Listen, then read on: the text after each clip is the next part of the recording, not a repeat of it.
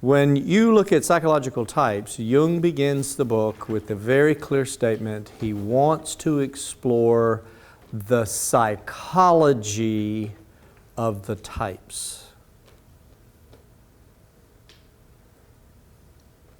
And when you read his discussion around the 8 functions, the psychology of the types is almost always about the subject-object dimensions of each of the functions.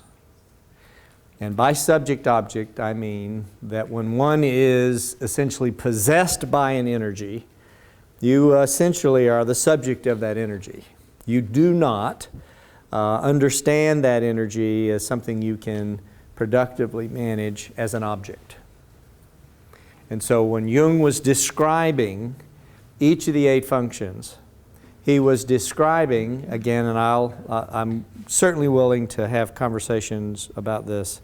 In my view, he was describing subject-object relations as it connects to each of the functions. And he further was trying to articulate the idea that you could, left to your own devices, just manage life and go through life with a sense of just having a basic notion of how you psychologically operate. But the real gift of psychological types was to give an architecture about how the system works.